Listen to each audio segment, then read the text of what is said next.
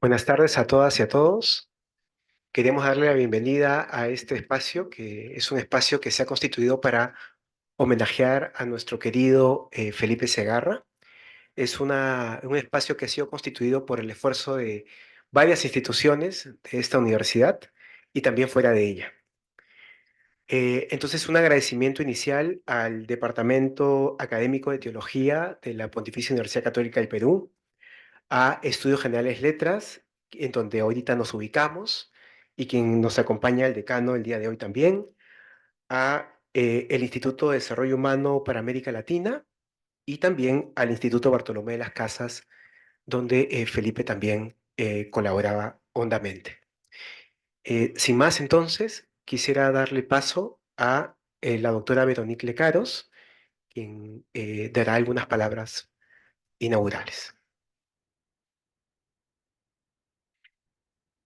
Buenas tardes, palabras cortas. Marco ha dicho 2 minutos. Muchas gracias por venir aquí, por estar con nosotros, homenajeando a nuestro querido Felipe. Marco agradeció a las diferentes instituciones que han colaborado para este evento. Quisiera también añadir la parroquia San Ángela Merici de Carmen de la Legua y un agradecimiento especial a Raúl Peña por el diseño de los separadores de libros que les estamos regalando. La verdad me siento muy honrada y siento que es mucha responsabilidad ocupar el puesto que Felipe tuvo con varias veces, con tanto valor, capacidad y realmente lo hizo muy bien. Es un modelo para mí y para todos nosotros. Quisiera recalcar su calidez y su sencillez. Estaba buscando una palabra, sencillez, humildad. Humildad no me gusta tanto. Sencillez, bueno, en fin. El hecho es que a Felipe no le gustaban los honores, huía de ellos. Y me pregunté qué pensaría que estemos ahí nosotros rindiéndole homenaje. O qué piensa, porque nos está viendo seguramente. Bueno, seguramente no le gusta, no le gustarían las palabras de elogios, pero quizás lo que sí, o seguramente lo que sí le gusta es que todos aquí lo hacemos con corazón. Y él lo valoraba muchísimo esto.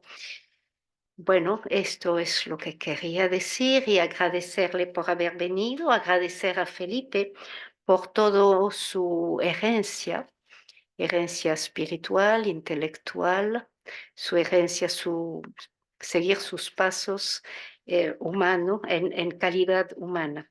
Y también anunciarles que habrán otros homenajes ya el año próximo. Estamos preparando un libro de homenaje. Muchas gracias por estar aquí con nosotros esta noche.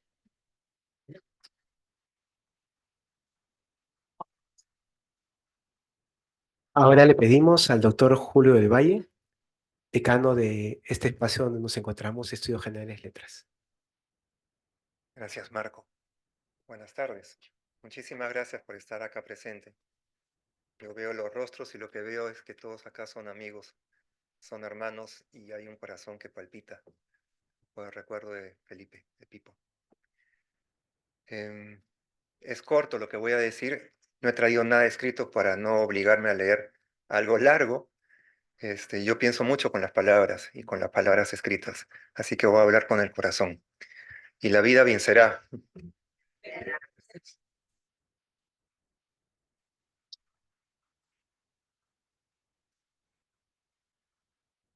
¿Y cómo la vida vence? ¿Cómo? Con esperanza. Con esperanza. ¿Qué cosa puedo aprender de Pipo? Fue uno de los primeros decanos, si no el primer decano de la Facultad de Estudios Generales Letras. Esa facultad se la debemos a él como iniciador. Después fue el profesor que tuve, pero que no llegué a matricularme, porque era muy peleado entrar a una sección de Felipe. Y todo el mundo hablaba de los exámenes de Felipe, que duraban 3 horas y uno podía llevar todos los materiales, los libros, todo. Y bueno, pues los que en ese entonces eran más estudiosos y más inteligentes que yo entraron. Yo no alcancé cupo, pero lo miraba siempre desde afuera, hasta que tuve la oportunidad de conocerlo. Y lo conocí cuando fui director de estudios, cuando ya éramos colegas, y lo he conocido más cuando asumí el decanato de Estudios Generales de Letras. Y estando en el decanato, y la vida vencerá, la vida vence, porque Felipe te enseñó a que la vida pueda vencer siempre, con esperanza, con ilusión. Y en un país como el Perú, que es entrañable y desesperante, ¿cierto? Felipe nos enseñó a creer que es más entrañable que desesperante. Eso es lo que yo me llevo de Felipe, es lo que traigo hoy día, pensando en él, en esa sonrisa, en esa actitud tan jovial y al mismo tiempo tan fuerte, ¿no? Tan fuerte, tan enérgica. Ese equilibrio entre corazón, voluntad, coraje y cabeza. Muchísimas gracias a Felipe y muchísimas gracias a todos por estar acá presente. Gracias, Julio. Y ahora invitamos a Silvia Cáceres, directora del Instituto Bartolomé de las Casas. Buenas tardes con todas y con todos. Creo que es una alegría poder estar aquí reunidos, reunidas para hacer este homenaje a Felipe. Creo que Felipe de alguna manera ha marcado la vida de cada una de las personas que está acá, también de las organizaciones, instituciones que representamos todos los que estamos acá. Una de las frases de Felipe era esta, ¿no? La vida vencerá. Y yo recuerdo otras tantas que él ha compartido en los cursos de teología y en los diversos espacios en los que él estaba. Otra como la justicia es la expansión del amor. Creo que Felipe ha marcado precisamente nuestras vidas con su amor, con ese amor que él siempre lo decía, recibió y experimentó, el amor de Dios. Y creo que la vida de Felipe ha sido una vida entregada.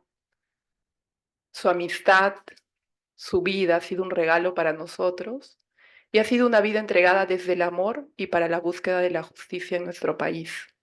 El otro día lo recordaban también en la misa, ¿no? Cómo él siempre acompañaba a las víctimas del periodo de violencia en nuestro país, ¿no? Antes, ¿no? Las organizaciones se ponían de acuerdo, ¿no? Para hacer ese acompañamiento, justo en los años más difíciles. Y luego el tema o la situación fue como olvidándose un poco, ¿no? Pero Felipe estuvo ahí hasta el año pasado, ¿no? Yo lo recuerdo mucho, incluso cuando él estaba débil por la enfermedad, lo recuerdo siempre dando el extra, ¿no? Con mucha alegría, con mucho entusiasmo, ¿no? Su amor por el trabajo también, ¿no? Lo recuerdo en el último curso de teología, con la charla que él dio y dándolo todo, ¿no? Hablando con pasión, con entusiasmo, animando a los participantes del curso a también entregar sus vidas, ¿no? Bueno, así recuerdo a Felipe y creo que este es un espacio para que todos podamos compartir nuestro recuerdo y bueno, Felipe siempre estará en nuestra memoria, en nuestros corazones, iluminando también, espero, nuestras acciones. Entonces, bien. Gracias, Silvio. También hacemos llegar el agradecimiento del director del Instituto de Desarrollo Humano para América Latina, Jonathan Clausen, que no ha podido estar presente, pero que manda también sus saludos y agradecimientos. Entonces, queremos empezar este panel testimonial con la doctora Rosa Laiza, quien es politóloga, profesora de Ciencia Política de la Facultad de Ciencias Sociales. Ha sido trabajadora y directora también del Instituto Bartolomé Las Casas y actualmente socia de la misma institución.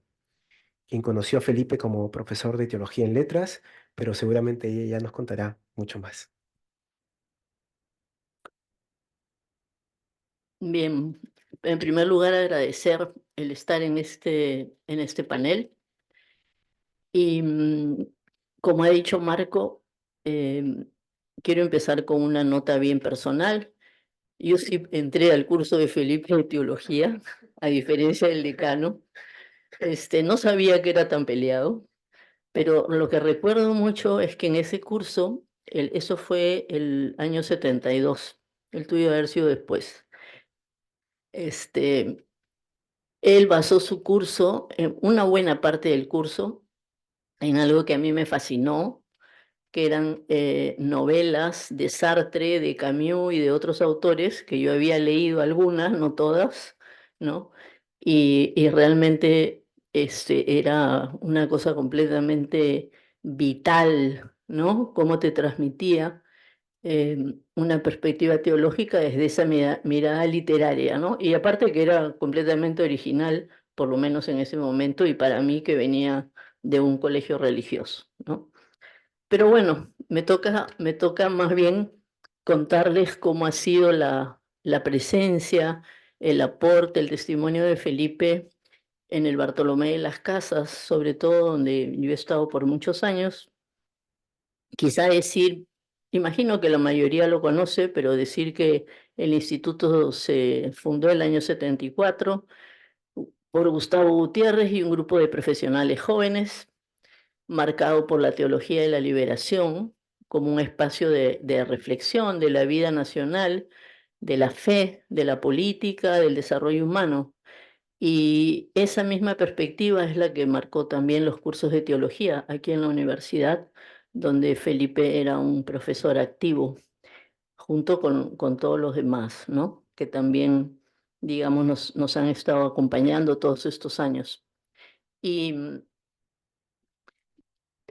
sobre eso, decir que, digamos, en el instituto yo quiero subrayar esa presencia de Felipe en lo que fue, lo dijo ahora Silvia, el equipo de teólogos, ¿no?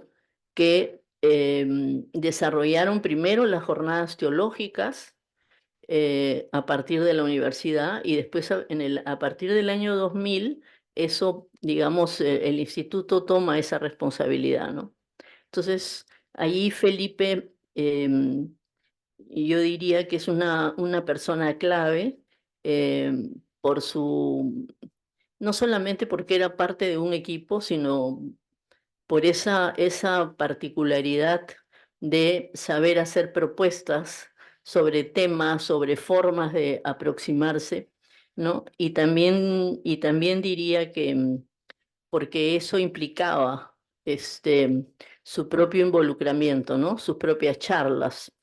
Eh, y, mm, y esa faceta de este Felipe teólogo a mí, yo la veo muy relacionada con la faceta, voy a decirlo así, con jerga, con Felipe politólogo, ¿no?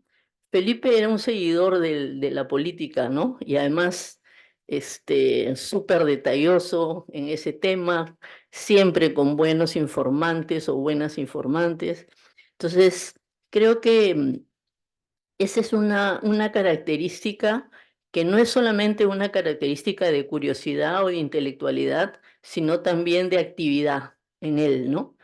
Y en ese sentido, creo que una línea muy importante en el trabajo pastoral de Felipe ha sido su participación en todo lo que ha sido el tema de derechos humanos, ¿no? La perspectiva de los derechos humanos. Él estuvo en el grupo de agentes pastorales que primero estuvieron acompañando en CEAS, en la Comisión Episcopal de Acción Social. Habían unos seminarios donde participaban agentes pastorales de todo el país, ¿no? Y digamos, esa experiencia fue una experiencia muy, muy fuerte porque eran años complicados. Los años 70, sobre todo la segunda mitad, años de mucha movilización política, pero también, digamos, de forcejeo en términos de que estábamos bajo un gobierno militar, ¿no? Y estos agentes pastorales como Felipe trabajaban con las comunidades en esta perspectiva, ¿no? Acompañaban y reflexionaban sobre su experiencia. Y esa experiencia luego se va a prolongar en el Bartolomé de las Casas con el taller de derechos humanos, que sigue hasta ahora y en el cual él participó, ¿no? Muy activamente. Lo lideraba Pilar Col, pero Felipe, por supuesto, que era una pieza clave en ese espacio, ¿no? Y creo que, digamos, a mí hacer esa conexión me hace ver a un Felipe activista, un Felipe intelectual, un Felipe curioso también y un Felipe pastoral, ¿no? Acompañando estas comunidades y teniendo siempre también una voz para analizar lo que pasaba y para llevar a que nos pronunciáramos sobre lo que pasaba, ¿no?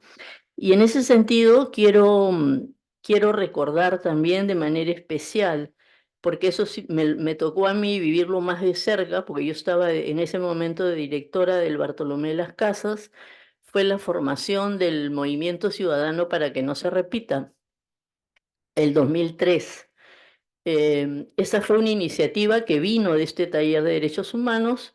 Ustedes recuerdan que ese momento de la entrega del informe final de la Comisión de la Verdad al Estado peruano era un momento muy tenso porque eso era muy polémico, ¿no? Habían miradas muy encontradas y la situación era difícil.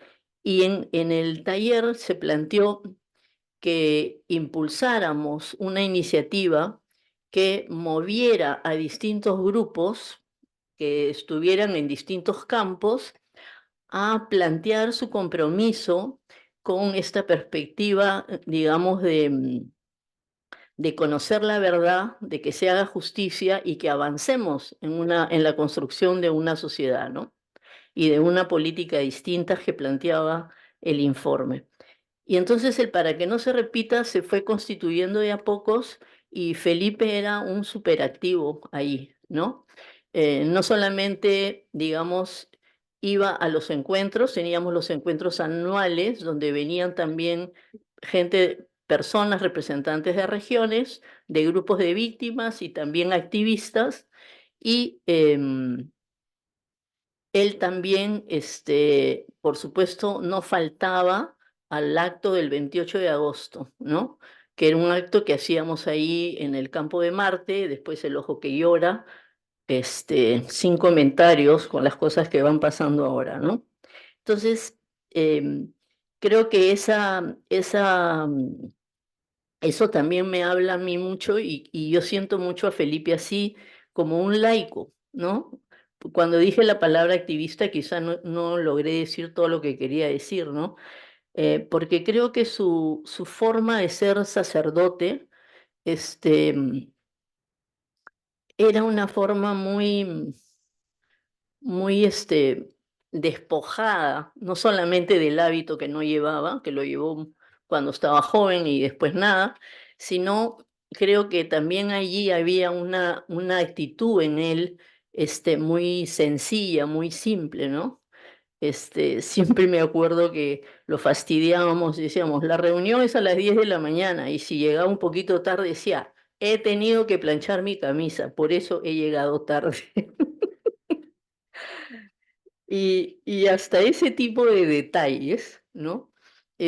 A mí me hablan de un Felipe, digamos, tan cercano, ¿no? Tan humano, que tampoco, cuando digo eso, no lo quiero endiosar, porque como todo ser humano tenía todos sus defectos, ¿no?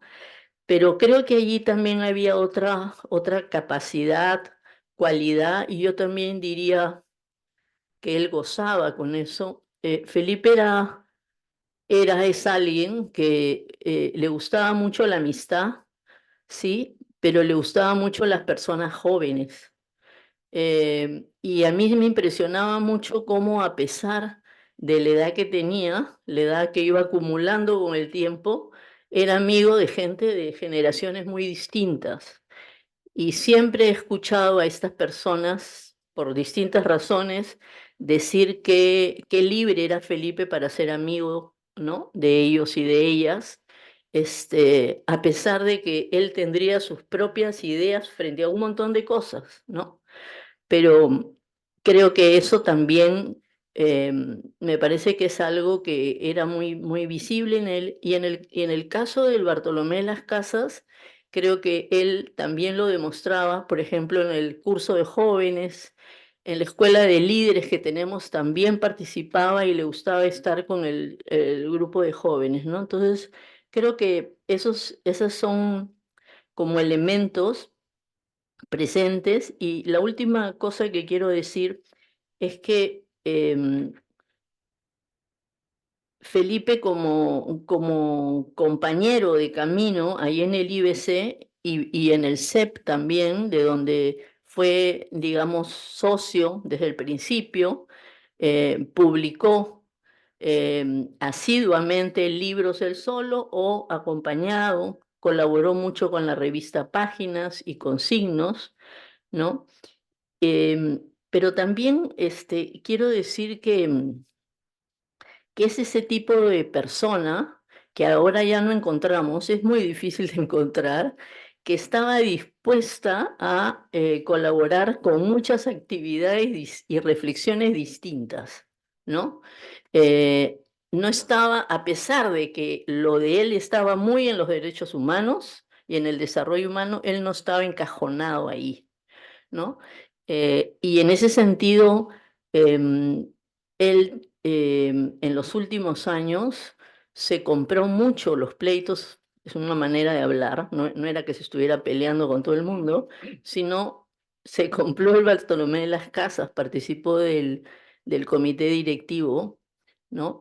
El último año, y creo que eso es como, digamos, también el testimonio de alguien que está abierto a seguir, ¿no?, a pesar de sus años y de su camino. Y entonces, nada, quiero cerrar diciendo que Felipe ha sido y es y será un amigo en el sentido personal y colectivo del término, que nos inspiró y nos animó a crear signos de vida de todo tipo. Creo que su frase hace parte de su vida, y creo que lo hizo de una manera muy simple, muy sencilla, ¿no?, muy directa. Eh, y creo que eso es lo que queda con nosotros. Y creo que, contra lo que decía Veronique, creo que este homenaje sí le gustaría, porque estamos hablando no de los honores, sino de la persona, ¿no? Gracias.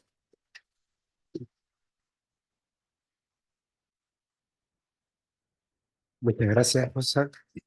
Eh, Pasamos entonces ahora a escuchar a Elena Caballero, profesora del Departamento Académico de Psicología de esta universidad e investigadora del Instituto de Desarrollo Humano de América Latina.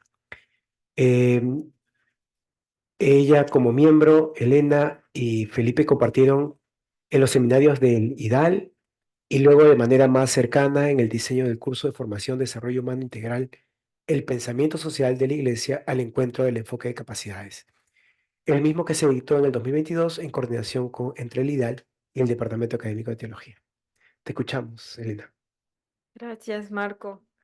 Bueno, quisiera agradecer a los organizadores y los coordinadores del evento. Disculpen que lea para no dispersarme en mis ideas, pero bueno, agradecer a Juan Miguel Espinosa, a Marco Prieto, a los colegas del Departamento de Teología.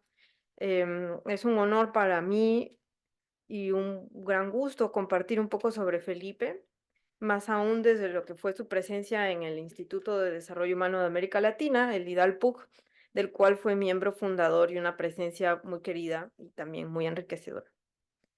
Para quienes no llevamos clase con él, Felipe llega a los que nos interesamos en temas de desarrollo a través de artículos diversos, gran parte de ellos en la revista Páginas, efectivamente, muchos dedicados al análisis de problemáticas sociales a la luz de la enseñanza social.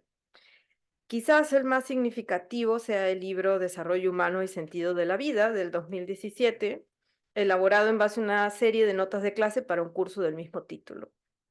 Sabemos que el origen más inmediato del curso está en un conocido conflicto entre la Universidad Católica y el Arzobispado de Lima del 2012, pero yo creo su inspiración principal estuvo quizás más en la inquietud permanente de Felipe por pensar y promover una iglesia más cercana a los desafíos bastante concretos de este rincón nuestro en el reverso de la historia. Años después de publicado el libro, yo conocería ya a los demás investigadores del IDAL y a través suyo trabajaría a través del enfoque de capacidades y reconocería que hay potencial para el trabajo interdisciplinario, yo como psicóloga, pero con la dispensa de quienes hoy son mis colegas, tengo que admitir que el primer libro que alguna vez leí sobre el tema fue el de Felipe. Y además del fichaje riguroso a los textos de Amartya Sen y Martha Nussbaum, me llamó la atención la preocupación de Felipe por siempre situar los antecedentes sociales e históricos de los conceptos y los libros que nos iba presentando y probar probar si es que eran pertinentes a su propia experiencia pastoral. Esa riqueza teórica fue para mí una gran introducción al enfoque de capacidades, es el enfoque con el cual ahora trabajamos, y en ese entonces también una orientación cuando buscaba el ángulo desde el que la psicología como disciplina podía hablar sin no dejarse interpelar en materia de desarrollo y bienestar. Fue muy grato para mí cuando en los seminarios del Vidal conocí finalmente a Felipe, o por insistencia suya, simplemente Pipo. Ya he mencionado esta preocupación suya por una teología que cuestione situaciones de injusticia. Esta preocupación trascendía en sus análisis a los textos que hacíamos cada semana, pero me parece importante destacar de él también lo que después comprendí como una apuesta radical por la horizontalidad. Una horizontalidad que es fraterna, pero no deja de ser desafiante y cuyo último interés es orientar a lo que es verdaderamente urgente. En nuestro caso, ¿qué es lo que sucede con los más pobres y quiénes se quedan atrás cuando el ímpetu de los tiempos va avanzando? Ya luego, en el 2020, tendré oportunidad de trabajar más de cerca con Felipe en el diseño del curso de formación continua para el IDAL, el que menciona Marco. Esto sucede un poco en el marco de una posibilidad que había surgido en el instituto de integrar al instituto a una red de universidades católicas orientadas a promover el desarrollo humano. Entonces, esta posibilidad había generado que se reactiven ciertas discusiones en el instituto para vincular enseñanza social con principios fundamentales del enfoque de capacidades.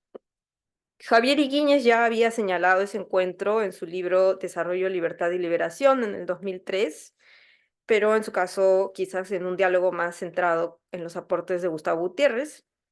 Pero este vínculo un poco a este año 2020 empezaba nuevamente a ganar tracción en espacios académicos y hay que decirlo en gran medida gracias a la inspiración de la encíclica Laudato Si del Papa Francisco.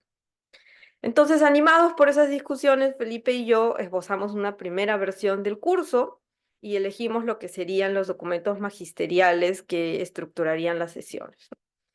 En esas reuniones corroboré la memoria excepcional de Felipe, quien recordaba citas textuales y numerales con mucha facilidad, pero también aprendí de él a leer las encíclicas en su contexto. Por ejemplo, a identificar los antecedentes históricos de los documentos, a conocer a los actores más significativos detrás de su elaboración y a entender el desafío epocal que cada uno priorizaba y al que buscaba dar respuesta, ¿no? Pero, por supuesto, no era solo académica esa preocupación de Felipe, porque la imagen al final de estas reuniones siempre terminaba siendo una mesa llena de recortes de noticias, calendarios, correos, teléfonos, y frente a todo esto, Felipe y su insistencia por no despegar los contenidos de lo concreto. Es esta la primera imagen que venía a mí de Felipe, informado sobre problemas urgentes e impaciente por atenderlos y no solo teorizarlos. Luego comprendí que lo que hacía no era tanto insistir que la teología agregue injusticias sociales a sus preocupaciones. Lo que estaba realmente haciendo era teología propiamente. Una teología que convoca acción y contemplación en simultáneo, allí donde transcurre la historia, que es hoy, en este momento.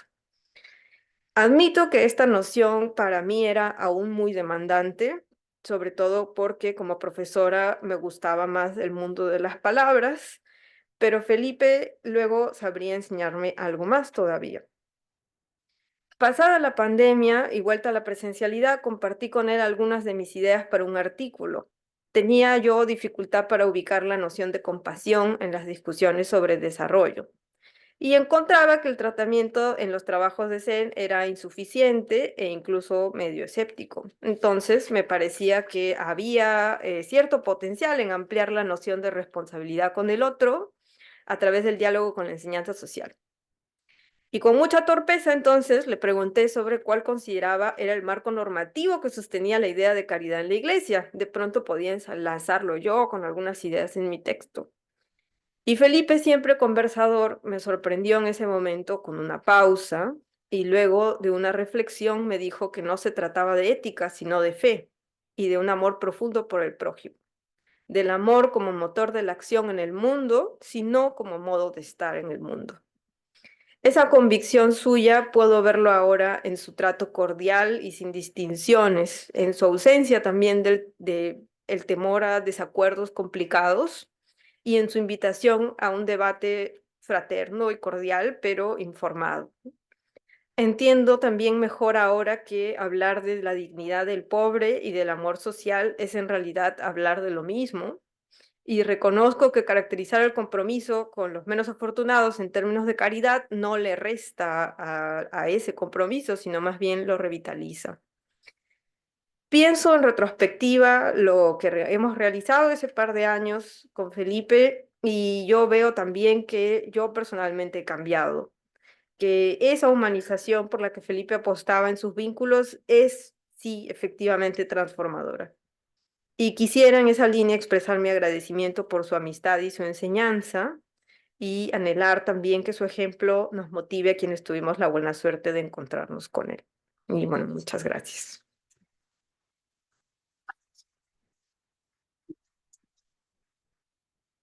Gracias, Elena, por tus palabras y compartirlas con tanta hondura.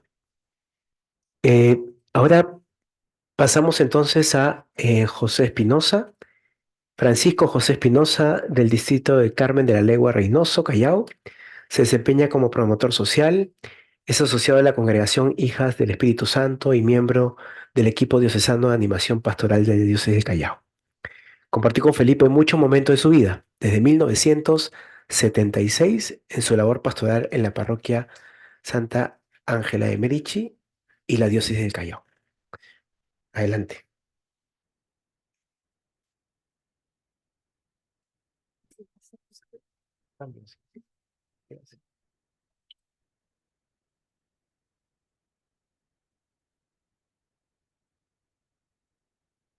¿Se escucha, no?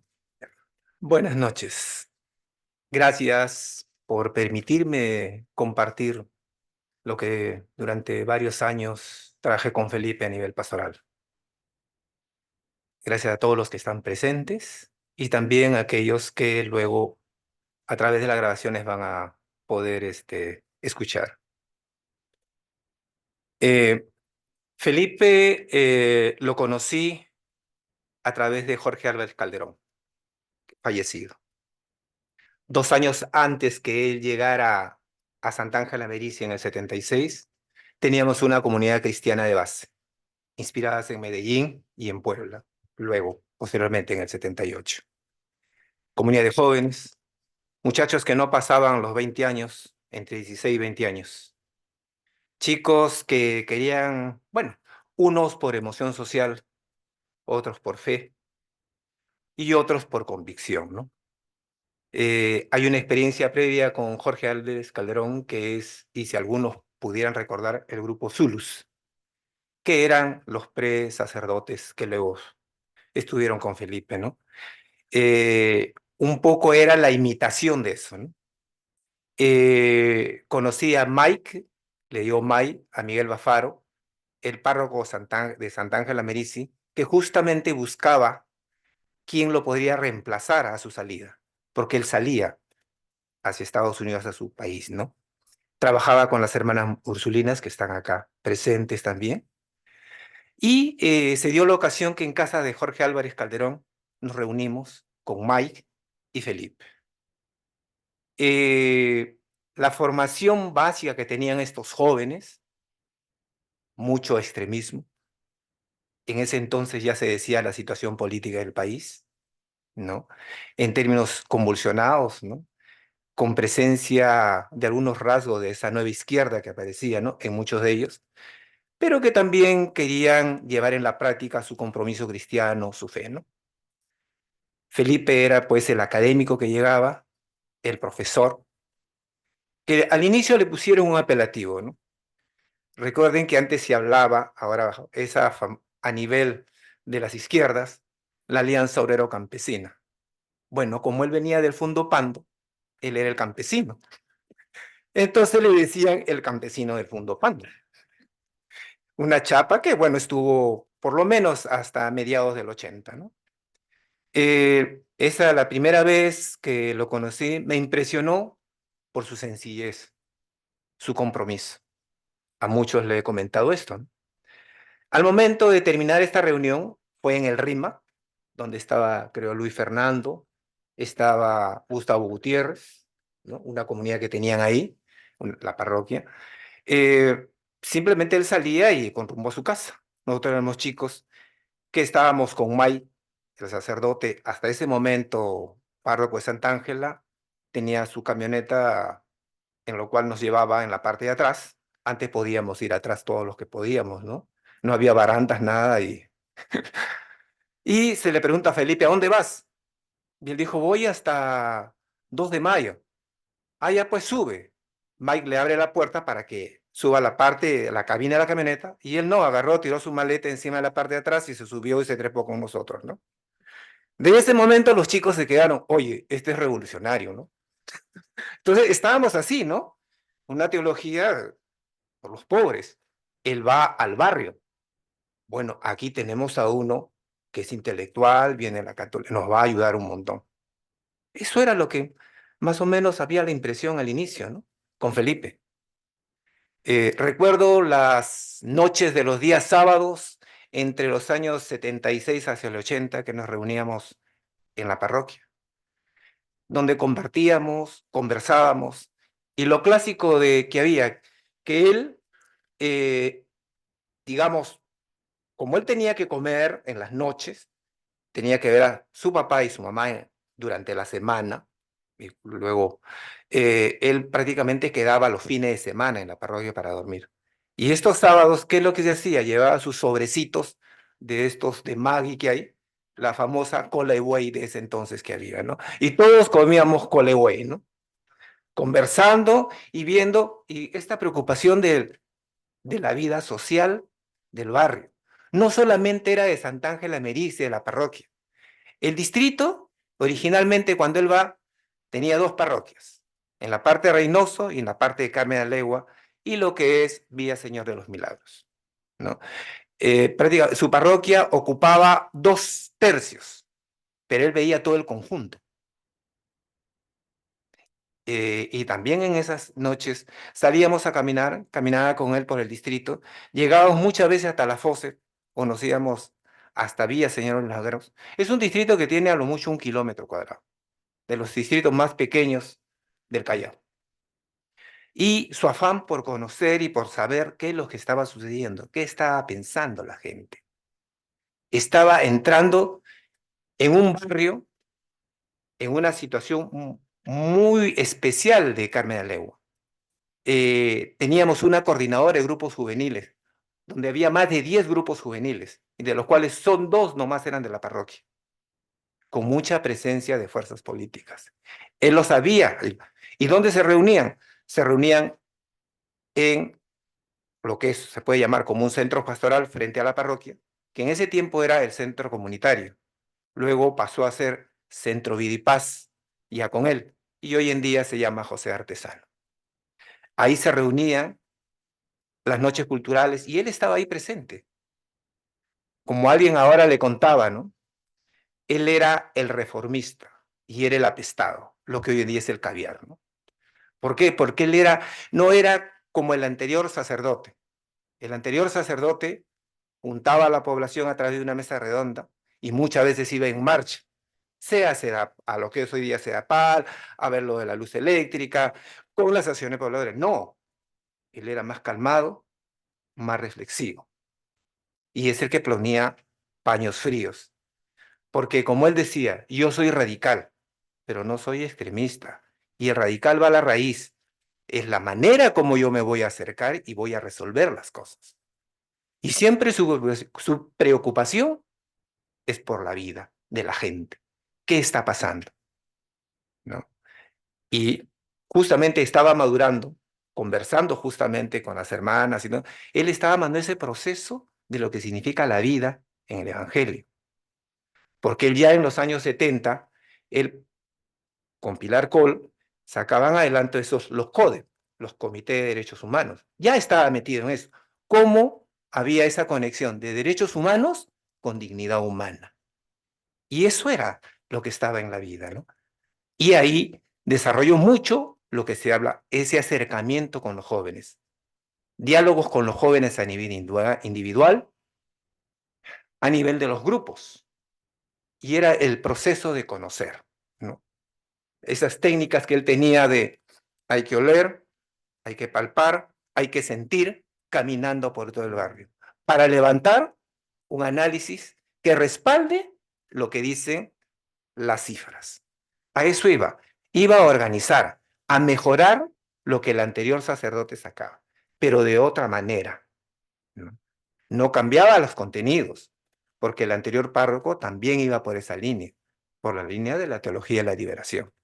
Y a él no le gustaba que hablemos de que digamos teología de la liberación, porque para él decía, es un cliché. Para mí es en concreto el pobre.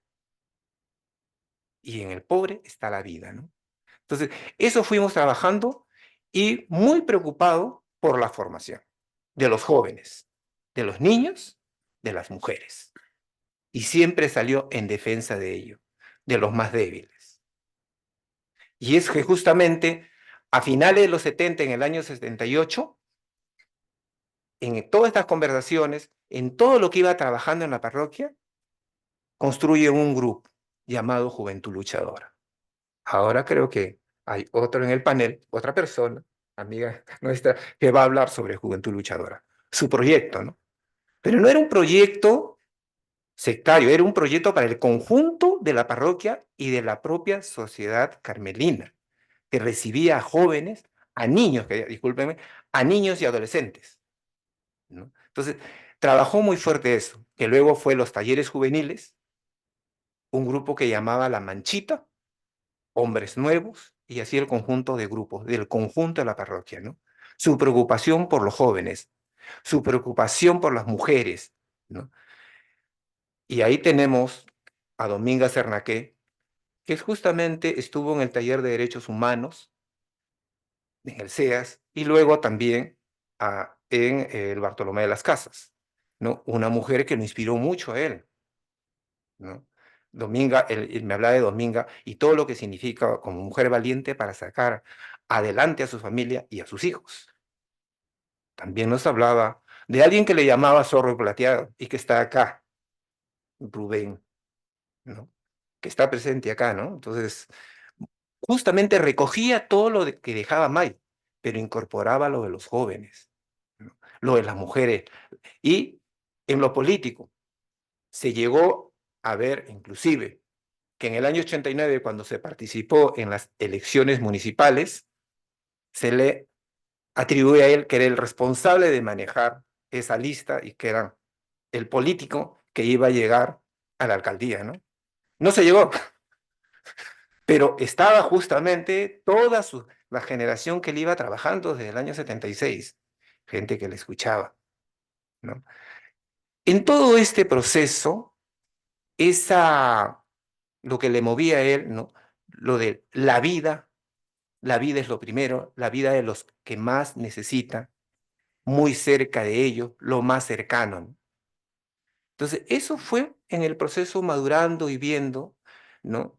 Conversando con muchos y algunas hermanas, y a mí personalmente, hablaba mucho justamente de la no violencia, sea de Gandhi, de Martin Luther King, y también hablaba de lo que, la vocación del joven, qué es lo que puede hacer. Así mueve una piedra, pero que lo haga bien.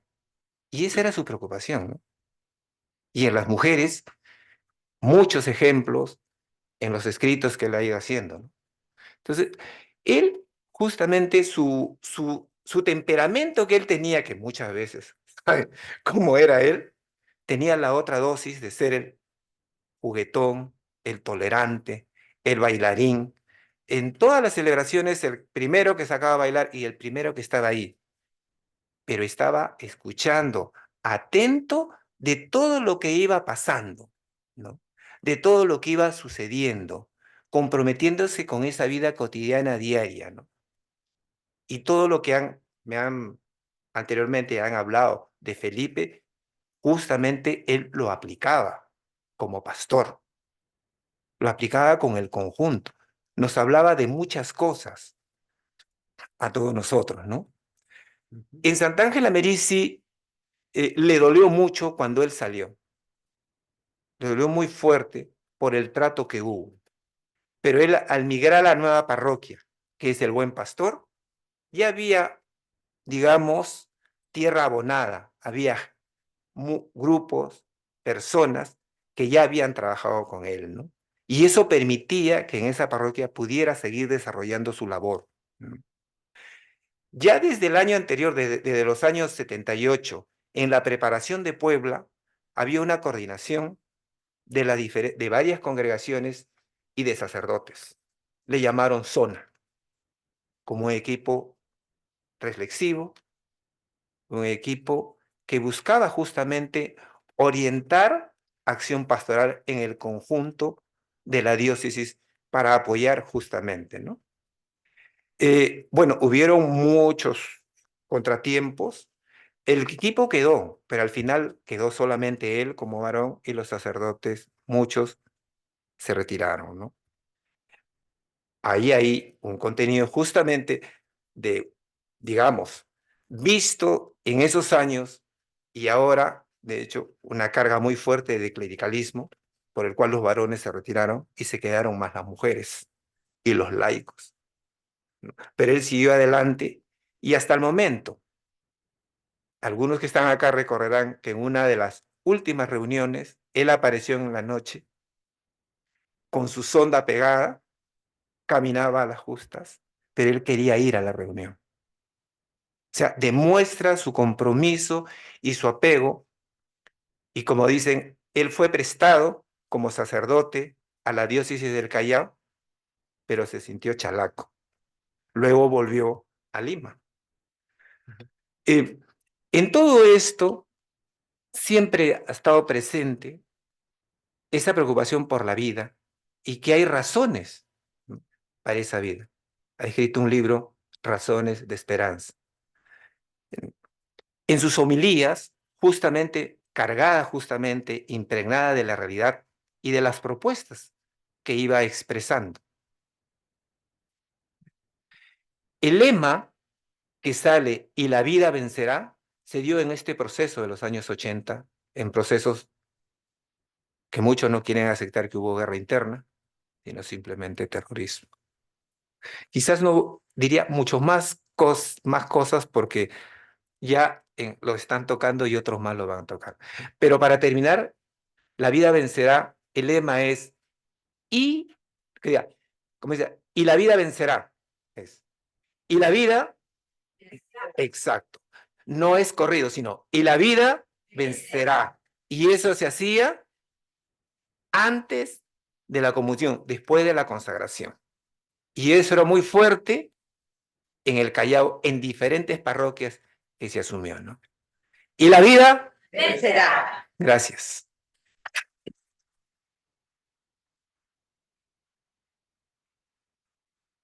Gracias, José, por ese testimonio. Y ahora escuchamos a Willy López Prieto, quien es economista y que conoció en 1975, antes de ingresar a la Pontificia Universidad Católica del Perú, a Felipe, donde los siguientes años se fueron haciendo amigos y como expresa él lo acompañó y se acompañaron en realidad uno al otro. Sí, Willy, te escuchamos. Muchas gracias. Y buena parte de mi intervención va a ser muy personalísima, aunque salpicado, digamos, de procesos vividos en varias décadas. Y como bien lo ha dicho Marco, conocí a Felipe antes de ingresar a la universidad porque mis amigos jesuitas que me animaron a venir a estudiar a la Universidad Católica, soy arequipeño, soy exalumno del Colegio de los Jesuitas en Arequipa, ya me habían hablado que eran amigos del decano de Estudios Generales y Letras y que él podía orientarme para ver cómo podía yo acceder a lo que entonces se daban préstamos universitarios, porque si no, no había manera que yo pudiera estudiar en Lima. Y así fue. Al día siguiente que llegué a Lima y que me esperaban ahí estos dos entonces jóvenes jesuitas, me trajeron a la universidad, a este local, a conocer a Felipe Segarra. Mm. Y lo primero que me vio me dijo, este es el arequipeño. Bueno, lo cierto es que yo conseguí una pensión, estaba ya en una academia preuniversitaria que también me ayudaron a conseguirla, pero estos dos amigos jesuitas, entonces todavía no ordenados, estudiantes, salían de verano en sus prácticas que tenían de comunidad y bueno, parece que le habían encargado a Felipe, oye, hazte cargo del arequipeño, que lo había visto una vez. Un buen día llego a la casa de regreso a la academia y dice, te ha venido a buscar un tal Felipe Segarra.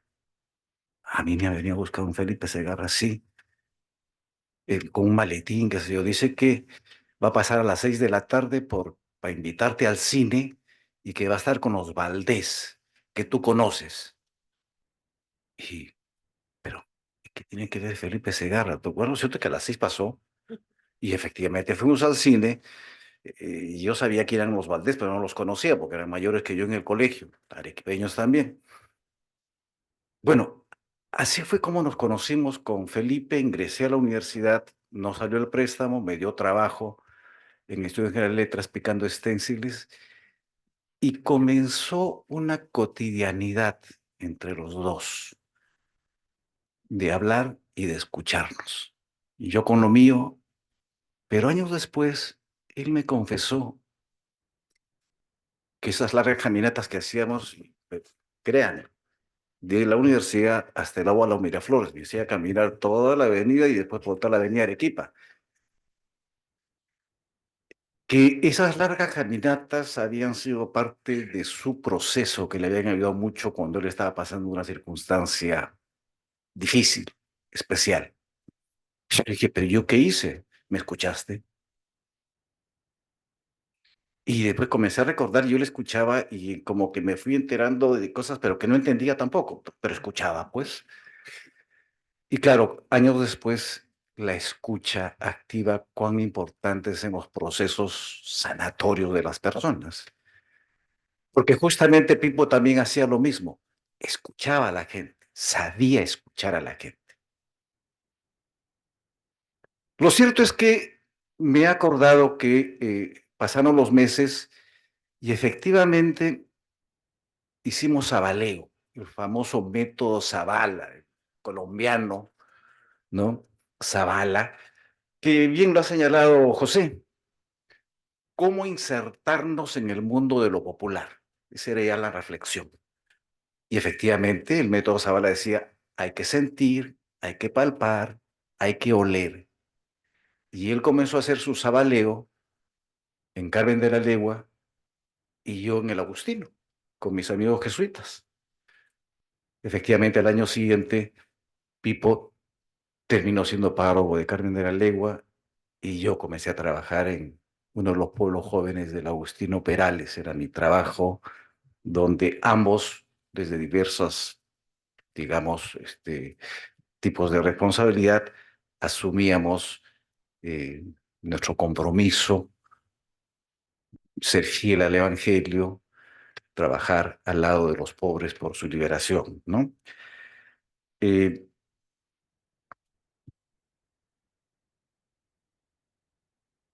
el otro, entonces, este es como la primera, contar un poco cómo es que nos conocimos y cómo fue desarrollándose entonces esta amistad. Hay un segundo bloque que lo llamo la familia, cómo nos hicimos familia, ¿no? Efectivamente, en el año 80 yo decidí interrumpir la universidad un año y me fui a Hilo a trabajar con mis amigos jesuitas en una obra social, pero por un año porque todavía me faltaba concluir la carrera. Lo cierto es que me quedé 5, me casé y cuando me casé, Felipe Segarra un día viernes tomó con una entonces profesora de inglés de acá de la Católica, Berta Johamovich, no sé, me la pueden haber conocido, pero era también casi familia con la cual nos hicimos en esos años. Tomaron el TEPSA, que ese entonces tenía como 24 horas, hasta Hilo, llegaron el día sábado, efectivamente al mediodía fue el matrimonio civil, en la noche la religiosa, y al día siguiente partieron al mediodía de regreso a Lima porque ambos tenían trabajo acá en la universidad. Efectivamente, Pipo bailó todas las modalidades y los sones con el mismo ritmo, pero para él eran importantes, ¿no? ¿Qué tal guaracha que me he tirado? Y ese era Pipo, era un trompo.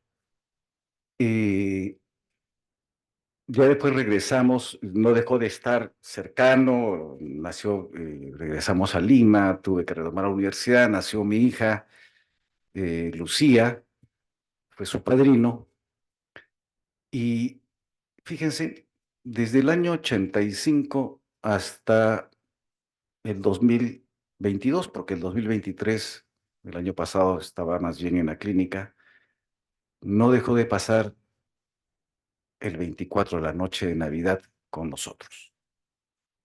Para que se den una idea del grado de conversación con mi familia, incluso ya hermanos, en fin, etcétera, etcétera, ¿no? Yo tenía que ir a recogerlo a las 10 de la noche a Carmen de la Legua, tenía que salir porque tenía la misa, me miraban con mala cara cuando llegaba, nomás creo.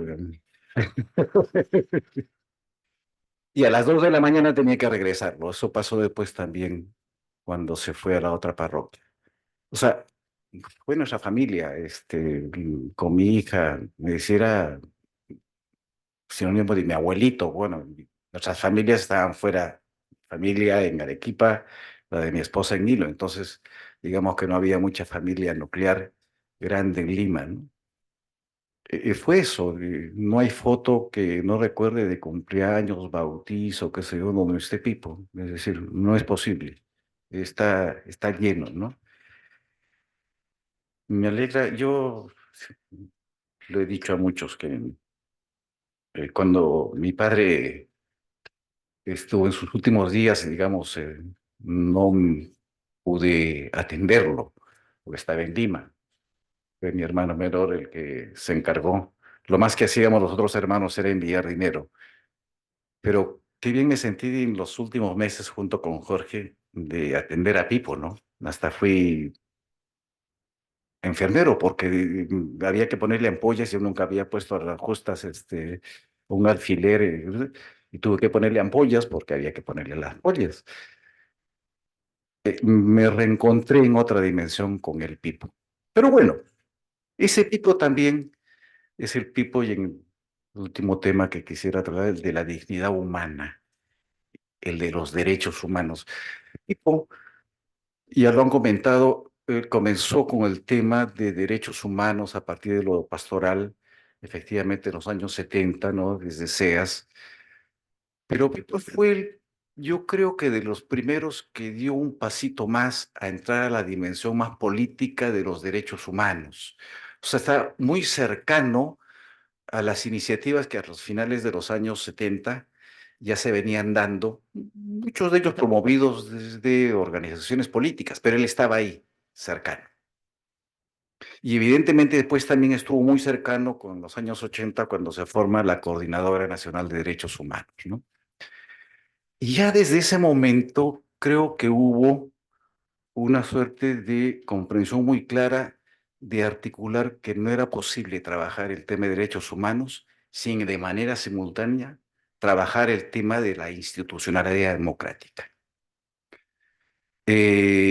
Algo así como que este proyecto es como las dos caras de una moneda. Por acá tenemos derechos humanos que se realizan en un sistema llamado democracia, pero la democracia es el sistema que solo es lo único que puede posibilitar una posible vigencia plena de los derechos humanos. Es decir, creo que la capacidad que tuvo en la reflexión y en los años siguientes, cuando logró integrarse justamente a una de las instituciones que éramos miembros de la Coordinadora Nacional de Derechos Humanos, la institución de la que él fue miembro asociado también hasta el final de sus días, el Instituto Peruano de Educación en Derechos Humanos y la Paz.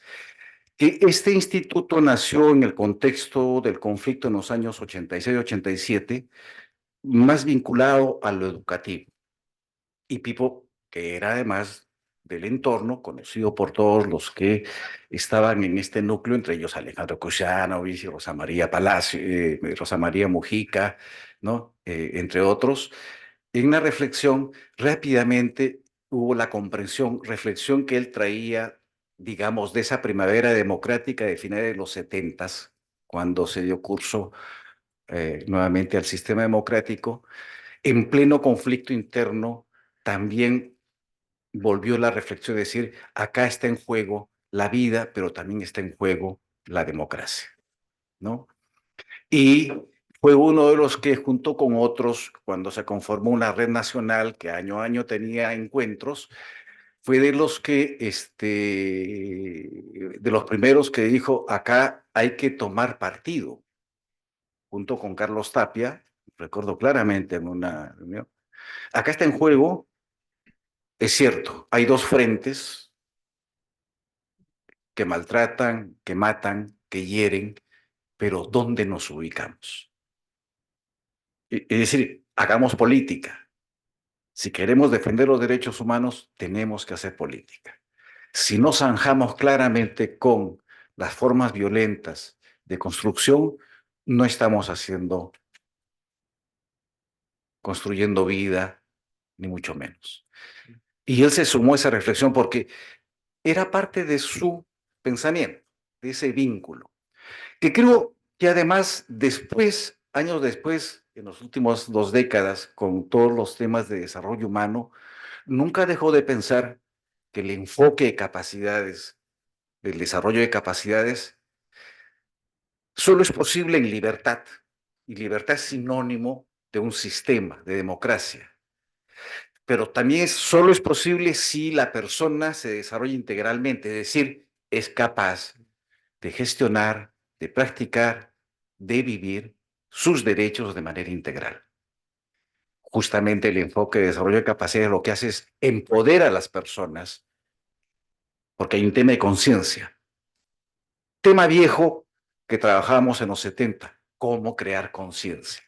Por el pobre, ahora, cómo crear conciencia por otra vez el sujeto, especialmente pobre, que sea capaz de construir un sistema para que le permita a él, ¿no?, defenderse, exigirlos y además que estos sean para todos y todas.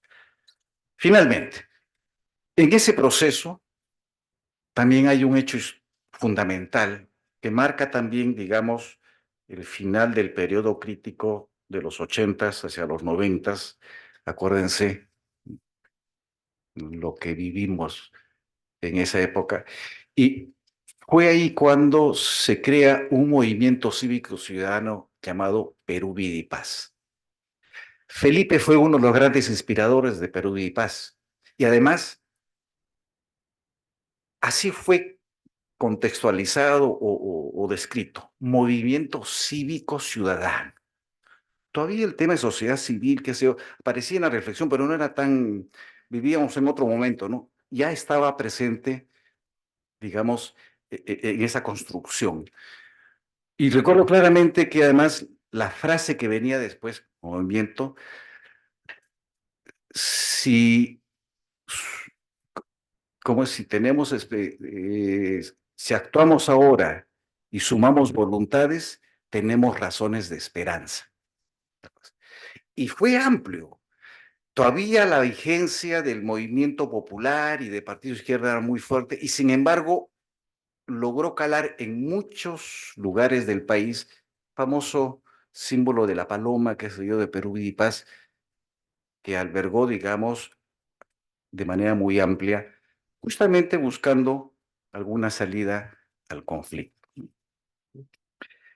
Bien, he querido hacer esa reflexión al Felipe, hermano, amigo, compañero,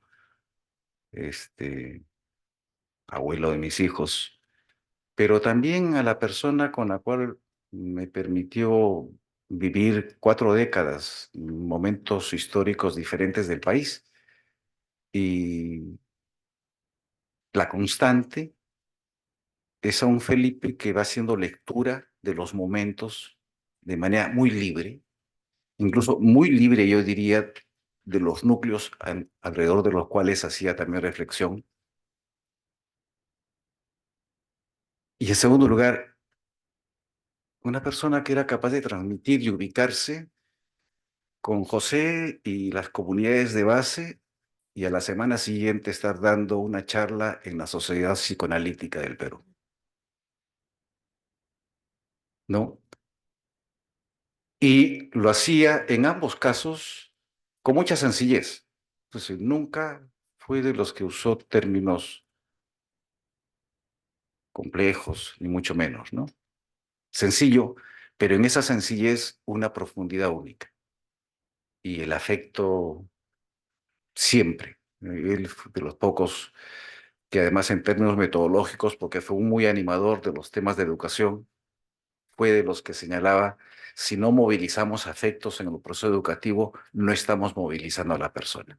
Y eso se convirtió en un principio pedagógico de toda la tarea de educación en derechos humanos y democracia, en la institución que compartimos en estos últimos 30 años hemos practicado, ¿no? Ese es el Felipe que lo guardo, lo guardamos en nuestro corazón.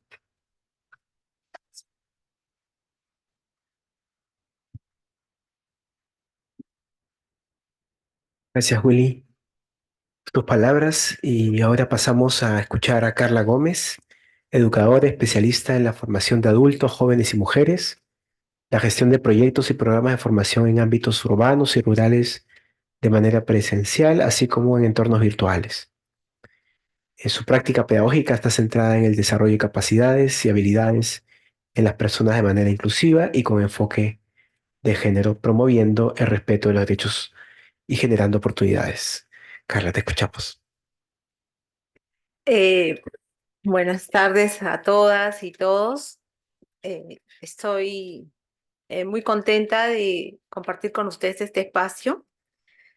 Eh, Creo que le quiero agradecer a la universidad, a Estudios Generales Letras, a Verónica, a Juan Miguel, a César y a todos los que han puesto su empeño para que tanto lo que fue la celebración de la misa como ahora este homenaje a Pipo con sus amigos y sus amigas nos den la oportunidad de tenerlo presente, ¿no? Más presente. Entonces, bueno, yo también me voy a apoyar en algunas tarjetas.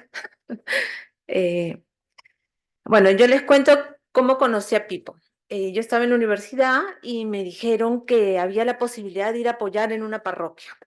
Entonces dije, yeah, excelente, ¿no? Eran los fines de semana y para mí eso fue muy motivador. Entonces cuando yo llegué a la parroquia, bueno, yo no tenía una idea exactamente dónde quedaba Carmen de la Legua, ¿no? Pues yo vivía en San Juan de Miraflores, entonces era un poco distante.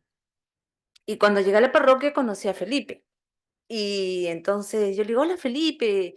Yo ya había escuchado hablar de Felipe a mi hermana, ¿no? Le digo, hola Felipe, yo soy Carla, la hermana de Mónica, ¿no? Y entonces me digo, no, no, no, no, me dice, tú eres Carla Gómez. Tú eres Carla Gómez, y eso es lo importante. Para nosotros eso es lo valioso. Entonces así, yo digo, ya, yo soy Carla Gómez. Entonces soy Carla Gómez para todos ustedes. Y lo que les quiero compartir es que la experiencia de conocer a Pipo aquel sábado, hace muchos años atrás, fue el inicio de una experiencia enriquecedora que tuvo muchos momentos, siempre cargados de ese afecto, también de retos, de muchas preguntas y de ese compromiso que él logró movilizar en mí.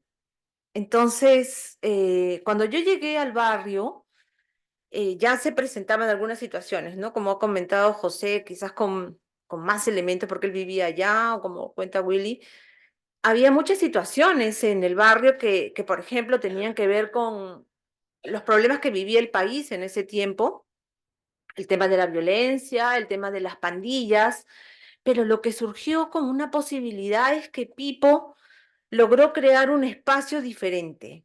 Si bien es cierto, y creo que varios de ustedes seguro conocen, en ese momento que Pipo llegó a la parroquia Carmen de la Legua, hubo un auge, hubo muchos movimientos, hubo movimientos de mujeres, hubo movimientos de jóvenes, había jóvenes que hacían música, en fin, pero había un grupo, este, que es el grupo para el cual yo fui convocada por Pipo, que era el grupo Juventud Luchadora, ¿no? Y entonces el grupo era un grupo bien especial, era un grupo diferente porque era un grupo que congregaba a niños muy chiquitos, a niños, digamos, terminando la primaria y también a adolescentes, ¿no? Entonces era un grupo, para mí, un grupo diferente. Normalmente, bueno, que yo estaba estudiando para ser profesor de primaria, pues está más acostumbrada a tener solo los niños de la misma edad, ¿no? Pero entonces ahí eso para mí fue como un interrogante. Y lo que más me impactó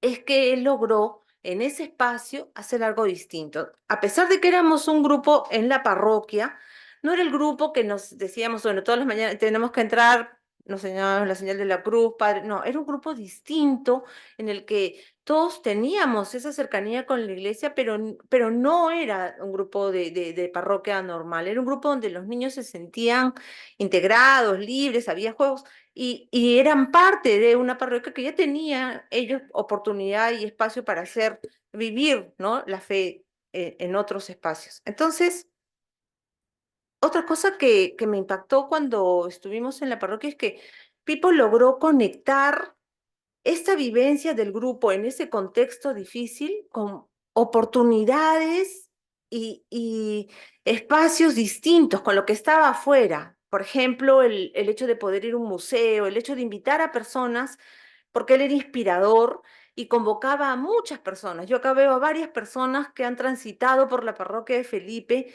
dando sus conocimientos, su tiempo, su alegría, estaban sumamente comprometidos con ese proyecto grande que él tenía y han estado en los grupos de talleres. Yo me acuerdo, por ejemplo, de una persona que ya no está tampoco con nosotros, ¿no? Que seguro está con Pipo, Sandro, también estuvo, pasó por la parroquia, Chalena Vázquez, en fin, a la lista es interminable de personas que se sumaron a este gran proyecto de hacer un espacio distinto en la parroquia Carmen de la Legua. Y entonces yo pienso que Pipo fue ese creador de espacios, hizo ese encuentro virtuoso entre lo que era esa parroquia en el Callao, dicen, uy, una parroquia en el Callao, ¿no? Y lo que eran todas estas personas sumamente comprometidas con hacer algo diferente, con crear un espacio acogedor, ¿no? Eh, ya dentro del grupo, lo que a mí más me sorprendió era el trato que tenía Felipe con los niños, las niñas y los adolescentes, ¿no? Felipe era muy horizontal. O sea, todos sabíamos que era el padre Felipe, ¿no? Pero eso no generó ninguna distancia. Es más, han mencionado muchos la memoria prodigiosa de Pipo y efectivamente, ¿no? O sea, Pipo creo que nos hacía sentir, y como lo he compartido con algunas personas antes de participar en este homenaje, Pipo nos hacía sentir únicos, exclusivos, nos prestaba esa atención, nos hacía particulares en medio del grupo y a todos, o sea, no había una diferencia, ¿no? Eso creo que esa capacidad que él tenía de acogernos y reconocernos, hacernos visibles, incluso para algunos teníamos como un nombre particular, entonces eso nos conectaba mucho con él y con los demás, ¿no? Porque eso lo veíamos, eso era algo que nos unía. Lo que él hacía es que nos daba un trato igualitario a todos y eso nos sentía sentir en confianza, hacía que realmente en el grupo los niños y las niñas se pudieran expresar, pudieran participar. Y yo quisiera destacar en ese tiempo, en ese momento, cuando yo estuve de manera más intensa en el grupo, tres características de lo que era esa dinámica de trabajo en el grupo. O sea, la primera era el humor. Felipe nos hacía reír. Yo no me acuerdo de las canciones, pero había la canción de Aluet, la canción del Chinito, el sombrero de Saó, compartíamos, nos hablaba como el Pato Donald. Pipo era un niño más, estaba en el grupo, estaba jugando, ¿no? Y en otro momento tú lo podías ver ahí que él estaba ordenando, pero se integraba y daba de su tiempo. Él jugaba y era parte de los equipos y también en todos los momentos. Entonces, eso era muy, muy lindo porque ese humor, eso nos hacía sentir muy felices. Lo segundo que recuerdo mucho es que él era muy afanoso de promover el juego, ¿no? Todos estos espacios lúdicos, pero ya luego con el tiempo comprendí que a través del juego, sin que diga tienes que hacer o que medie palabras, nosotros nos organizamos, nosotros aprendimos que había reglas, nosotros apostábamos por sacar adelante, competir sanamente. O sea, había una serie de cosas que aprendimos a través del juego, e incluso creábamos juegos. eh, Estuvimos unidos por esos momentos y reconocer el aspecto lúdico y él mismo siento, pero tan juguetón que yo pienso que eso enriquecía mucho esa manera en la que él interactuaba con los niños, con las niñas. Y bueno, yo en ese tiempo también era una joven, entonces era muy acogedor. Y lo último que también lo hemos mencionado, lo he escuchado que lo han mencionado, tenía que ver con eh, el respeto y la escucha. Hay algunas anécdotas que vivimos en el grupo, como por ejemplo, cuando la más pequeña del grupo, o en una reunión que estábamos tratando de decidir algo, no le escuchaban, ¿no? Ella levantaba la mano y los más grandes en ese momento estaban queriendo decidir y dice, no, un momento, yo tengo también derechos, ¿no? Y entonces todos dijimos, uy, sí, tienen derecho. Entonces ahí él promovía que todos hablaran y comenzamos entonces a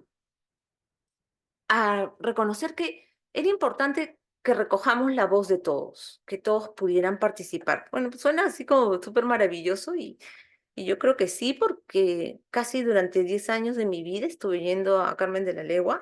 Entonces, los sábados era un momento de encuentro y de mucha alegría, ¿no? Entonces, esta relación de Pipo con los niños, con las niñas, esta posibilidad de tener ese trato cercano, eso, la horizontalidad como una característica que era inherente a su trato, creo que eso es algo que quizás muchos de nosotros hemos tenido oportunidad de vivir y que era muy valioso en Felipe, eh, era algo que lo marcó, a mí me marcó profundamente, ¿no?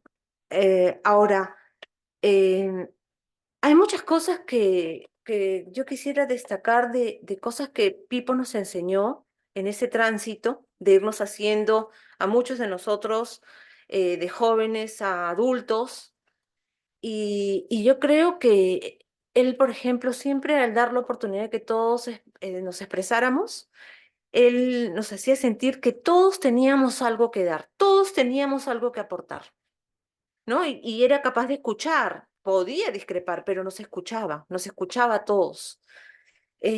Luego también, cómo reforzaba esta capacidad de que nosotros pudiéramos elegir. de que pudiéramos decidir y que seamos capaces de ejercer nuestra libertad. Ya pasando la época de JL, yo tuve oportunidades también seguir comunicada con Felipe. Y esto que han mencionado, yo también considero que Pipo era como un imán para los jóvenes, pero era un imán porque Pipo, aparte de tener ese halo de que lo que sabe le hace la mano derecha no lo conoce la izquierda, y las cosas que él hacía, también tenía un banco de preguntas, porque Pipo, el que conocía a Pipo sabía que Pipo no nos iba a dar la respuesta, pero sí Pipo nos podía ayudar a lanzar esas preguntas que nos cuestionaran, que nos removieran y que quizás nos orientaran en la búsqueda de eso tan personal que cada uno tenía, ¿no? Y yo creo que Pipo lo que hizo también es darle en su accionar, en su ser persona, en ser humano, en la relación con los demás, yo aprendí que la solidaridad era un acto, ¿no? Que la humildad no era una pose, que el respeto era una constante y que la escucha activa era una práctica que estuvo de manera permanente en Pipo. Él, para mí, creo que eso es lo que más destaco. Siempre tuvo esta posibilidad de, no sé cómo hacía con su tiempo, porque yo sabía que tenía que dar una charla, de escribir un libro, anotar las estadísticas del COVID, en fin, tenía millones de cosas, ¿no? Porque Pipo tuvo la estadística perfecta sobre el COVID, ustedes eso creo que lo saben, ¿no? O ya me he enterado que también tenía el total de misas que había oficiado durante su vida, ¿no? O sea, imagínense cuán metódico, organizado y responsable era. Pero eso era Pipo, ¿no? Y también era revolucionario y fue muy innovador. Lo que ahorita nosotros decimos, bueno, incluso lo menciona Willy, ¿no? Que cómo él enfocaba el trabajo en los derechos humanos, el tema, ya desde que estuvimos en el grupo en esa época, nosotros hablábamos del derecho que tienen y oportunidades que tenían las niñas y los niños, ¿no? Ahora le llamamos equidad de género. También hablaba de la importancia y el valor del otro y que ya luego más adelante he ido comprendiendo que es la importancia de la alteridad, ¿no? De cómo tenemos que ser en la medida en que somos con los otros y la idea de eso de reconocer, es como en contra de Midas, ¿no? Él era el que sacaba el brillo, que te ayudaba a que tú puedas mostrar todas tus potencialidades, ¿no? Entonces, yo creo que todos, cuando yo pensaba transmitirles ahora, para mí yo creo que hay como un legado que nos ha dejado Pipo, para todos aquellos que tuvimos la oportunidad de conocerlo, y es que Pipo, bueno, yo siento que él nos transmitió que, que tenemos que pensar, no solamente en nosotros, sino pensar en los otros.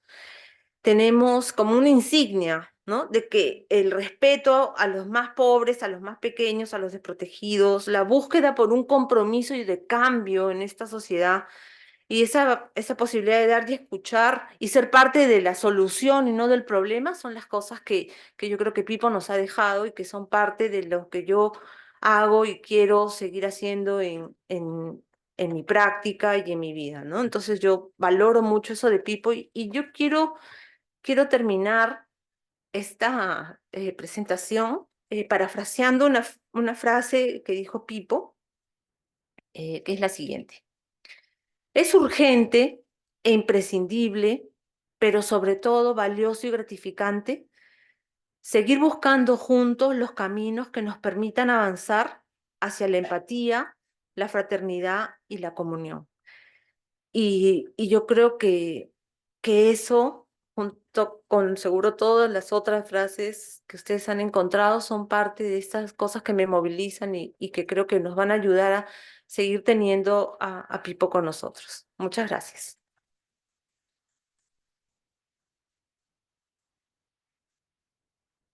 Muchas gracias, Carla. También a Rosa, que no ha podido ya quedarse porque tenía un compromiso pendiente, Elena, José y a Willy. Nosotros quisiéramos terminar con un pequeño espacio, ¿no? Un espacio que articule el espacio donde vamos a ir, que es afuera y donde el coffee break nos espera. Yo quisiera pedirles que agarren uno de los separadores que tienen ustedes en la mano, donde aparece Felipe además en diferentes momentos, ¿no? Parece un Felipe más joven, Felipe más bien de hace unos años, o otros momentos de hace unas décadas, eh, y que, y que mirando justamente el separador ustedes recuerden un momento con Felipe, porque creo que este es un espacio además, no por eso testimonial, por un recuerdo, ¿cierto? De volver al corazón con él. Y quisiera que un momento, después de mirar la imagen de Felipe que ustedes tienen en la mano, un momento recuerden por unos segundos ese encuentro con Felipe que ustedes tienen más inmediatamente en el corazón.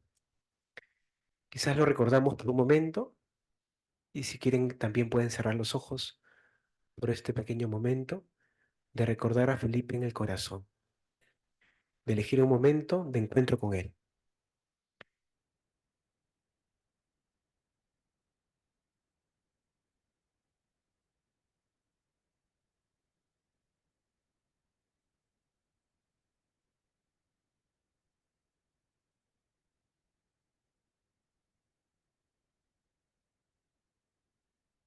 Bien, y después de ese momento, creo que vale la pena decir, como nos recordaba José, ¿y la vida? Muy bien. Fuertes palmas para ustedes y para Felipe que nos acompaña en nuestras operaciones. Ahora nos espera un coffee break y un espacio para poner justamente ese recuerdo, una pizarra que puede ser un espacio para que ustedes puedan plasmar esto que acaban de recordar. Gracias.